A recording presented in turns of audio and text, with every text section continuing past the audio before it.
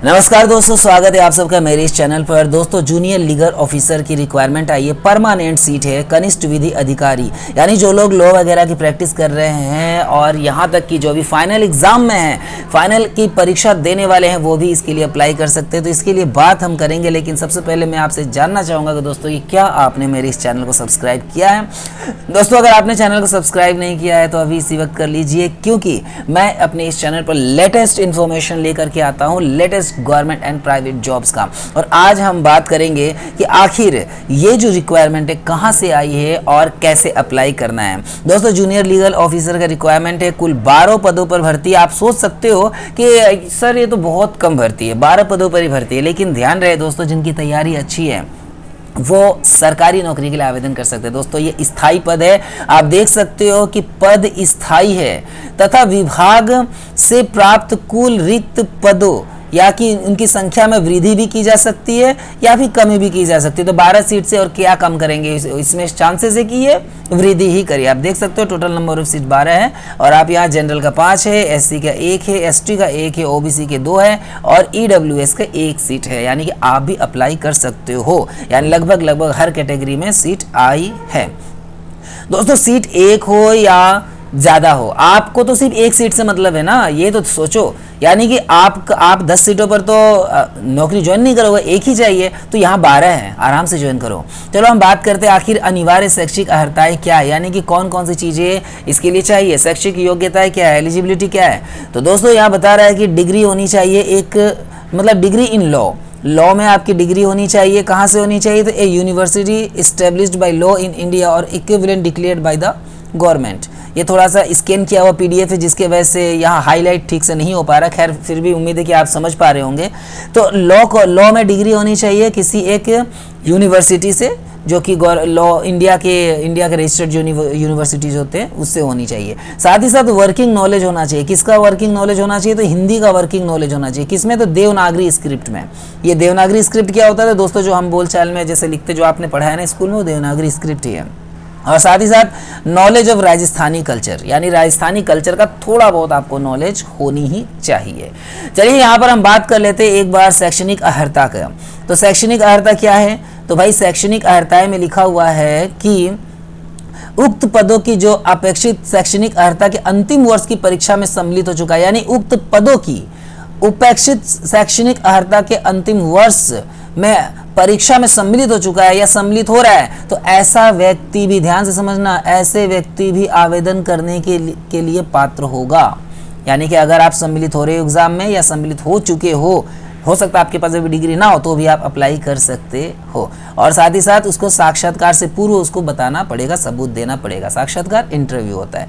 चलिए, पे स्केल की अगर हम बात करें तो हर चीज़ एक जगह ही लिखा हुआ है, बहुत अच्छे समझ लोगे। पे स्केल है करीब आपका लेवल 10 है और जो ग्रेड पे है वो 3600, यानी इस अनुसार अगर आप देखें तो 45,000 से 50,000 तक का आपका जो सैलरी है वो हो सकता है। और आने वाले समय में तो बढ़ने वाली तो और ज़्यादा ही हो जाएगा, यानी 50 क्रॉस कर जाएगा।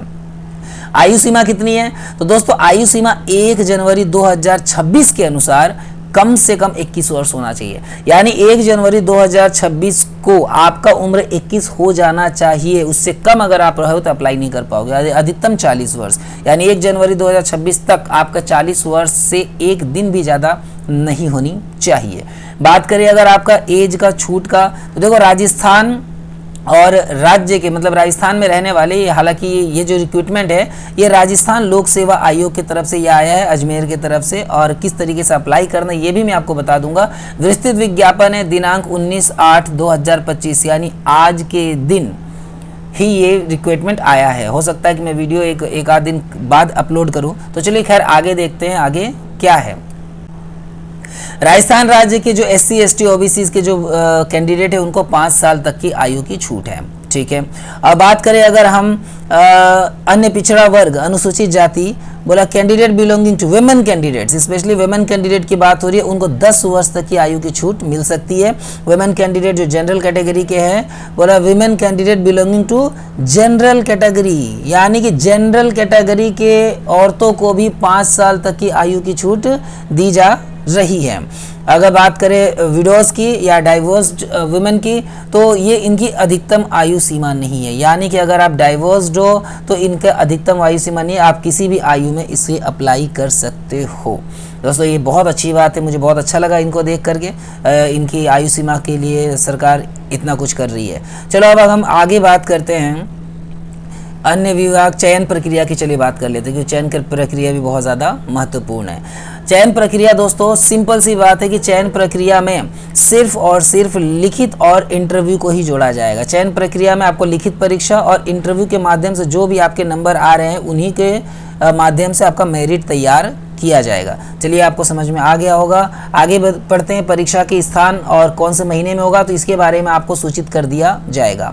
अगर बात करें परीक्षा की योजना पाठ्यक्रम, तो ध्यान से समझना, इस पद के लिए नियम 27 एवं अधिसूचना 30/6/2023 के अनुसार लिखित प्रतियोगी परीक्षा मल्टीपल चॉइस क्वेश्चंस में होगी, यानी एमसीक्यू में परीक्षा होगा।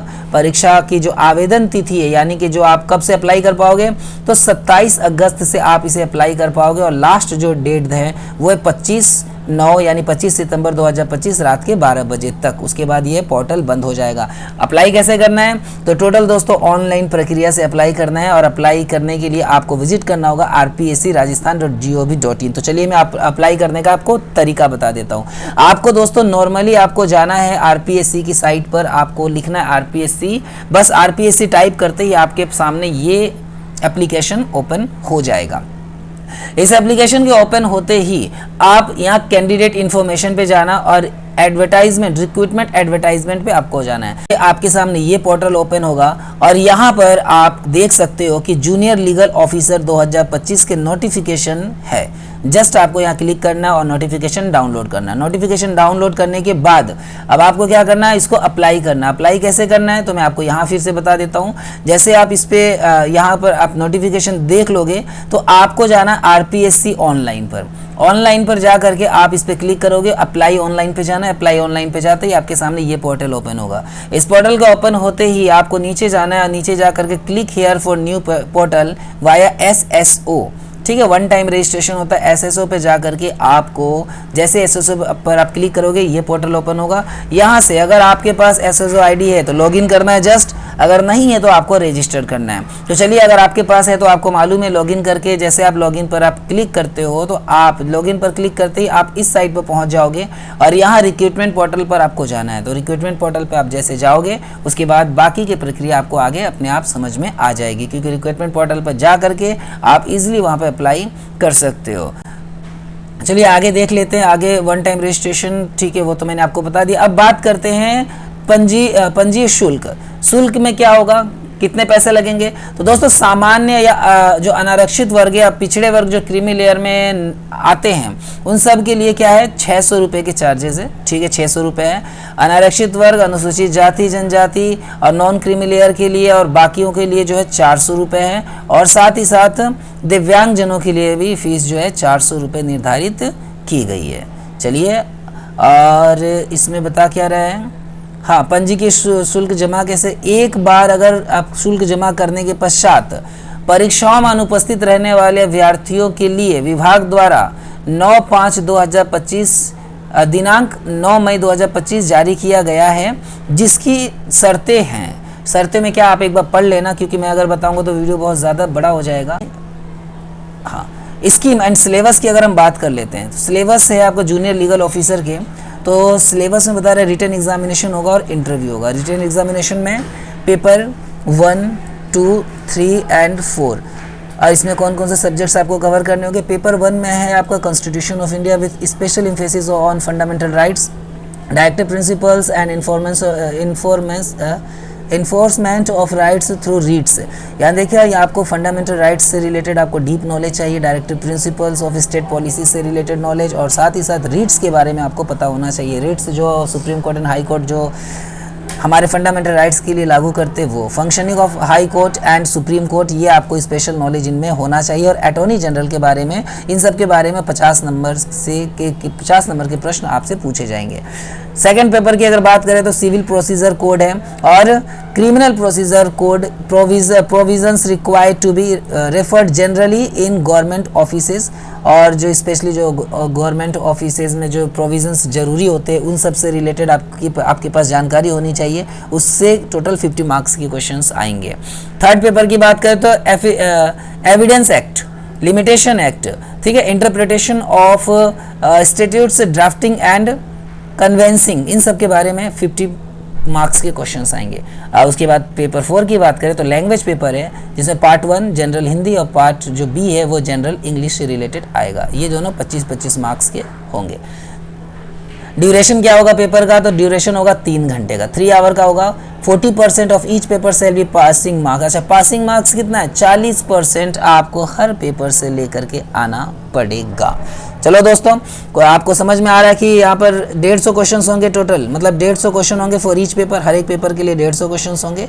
और सब्जेक्ट सिलेबस की अगर हम बात करें, हाँ, नेगेटिव मार्किंग भी, क्या नेगेटिव मार्किंग है इसमें, बिल्कुल है, नेगेटिव मार्किंग 1/3 है, यानी कि हर 3 गलत आंसर पर एक सही आंसर को काट दिया जाएगा। सिलेबस की अगर हम बात करते हैं तो दोस्तों सिलेबस में अभी हमने हालांकि कवर किया था, फिर से एक बार देख लेते हैं। चलो मैं आपको यहाँ पर दिखा देता हूँ। यहाँ पे डिटेल दिया हुआ, constitution of India, special emphasis है फंडामेंटल राइट्स है, डायरेक्टिव प्रिंसिपल्स है, हाई कोर्ट सुप्रीम कोर्ट का जो है इसके बारे में आपको, अटॉर्नी जनरल के बारे में आपको पता होना चाहिए। सिविल प्रोसीजर कोड हो गया, क्रिमिनल कोड हो गया, और आपका प्रोविजंस जो जनरली रिक्वायर्ड होते हैं गवर्नमेंट ऑफिसेज में, ये आपको होना चाहिए। एविडेंस एक्ट होना चाहिए, लिमिटेशन एक्ट होना चाहिए, interpretation of statutes, drafting and convincing होना चाहिए। चलिए इसके बाद लैंग्वेज की बात करें तो लैंग्वेज में आप लोग देख सकते हैं शब्द रचना, ये सारे आप पढ़ सकते हो या स्क्रीनशॉट ले सकते हो, और जनरल इंग्लिश में ये सारी चीज़ें आएंगी, ठीक है। और कुछ इंपॉर्टेंट आपके लिए, चलो दोस्तों 6 पेज का ही नोटिफिकेशन है, आप अप्लाई करने से पहले एक बार नोटिफिकेशन जरूर पढ़ लेना, क्योंकि कभी कभी कुछ चीज़ें जो होता है ना अपडेट होती है या कुछ चीज़ें हमसे छूट जाती है, तो इसीलिए आप पूरी तरीके से, हम लोग क्या करते हैं कि दोस्तों आपको एक मतलब बहुत शॉर्ट में बताते हैं जिससे कि आप चीज़ों को समझ जाओ। बाकी आप ज़रूर से ज़रूर आप नोटिफिकेशन जरूर पढ़ें और फॉर्म अप्लाई करते वक्त सावधानी जरूर बरतें। यहाँ पर एक जगह मैंने देखा था कि अगर आप फॉर्म में करेक्शन करना चाहते हो तो आपको करेक्शन करने के लिए 500 रुपये एक्स्ट्रा शुल्क देना पड़ जाएगा। तो मैं नहीं चाहता कि आप इस तरीके से कोई भी शुल्क लगाए। हाँ देखो यहाँ पर दिया हुआ सभी प्रकार के अनुमत संशोधन है तो 500 रुपये निर्धारित है, तो आप ऐसे फॉर्म भरना कि दोबारा आपको पैसे ना देना पड़े। तो दोस्तों उम्मीद है आपको मेरी बातें समझ में आई होंगी, और अगर आप इस पोस्ट के लिए अप्लीकेबल नहीं हो तो आप दूसरों को जरूर अप्लाई कर, मतलब शेयर करना, जिससे कि वो कम से कम अप्लाई कर सके। तो दोस्तों श्रीजी फाउंडेशन की इस चैनल को सब्सक्राइब जरूर करना, जिससे कि आपको लेटेस्ट नोटिफिकेशन मिलता रहे। तो मिलते हैं अपने इस चैनल पे कुछ नए वीडियोस के साथ, तब तक के लिए थैंक यू सो मच। जय श्री राम।